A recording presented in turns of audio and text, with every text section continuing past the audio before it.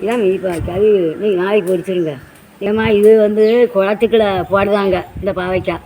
அந்த பாவைக்காய் வந்து கைட்டெல்லாம் பறக்க முடியாது, மீச்சு மீச்சு தான் பறக்குவாங்க. அது காலில் தட்டுப்படுமா, அதான் அப்படி எப்படி ஆஞ்சிடுவாங்க. ஏன்னா கைட்டு இப்படி தடவுவாங்க. கைட்டு தடவுனா குலுக்கிட்டு எடுக்கணும். அதுக்காக தான் எப்படி மீச்சு மீச்சு பறக்காங்க. அது மிதி பாவைக்காய். ஆனால் அது நல்லா டேஸ்ட்டாக இருக்கும், ருசியாக இருக்கும். இந்த காம்பெல்லாம் ஆஞ்சிடணும். இது பொடிசாக இருக்கா, அந்த இதோட கொஞ்சம் பழசாக இருந்தால் ரெண்டு ரெண்டாக வெட்டணும். இது இப்போ பொடிசாக இருக்கனால சும்மா காம்பை ஆஞ்சி போட்டுட்டு எண்ணெயில் நல்லா துவைக்கி பல்லாரிக்காயை நல்லா நீளமாக வெட்டணும். ஒரு பச்சை மிளகா நல்லா துவைக்கி இதே அள்ளி போட்டு வச்சாச்சுன்னா சூப்பராக இருக்கும். தேங்காய் பூவும் போடணும், நல்லாயிருக்கும். பழைய சோறுக்கு சூப்பராக இருக்கும். சாம்பார் வச்சாலும் நல்லாயிருக்கும்.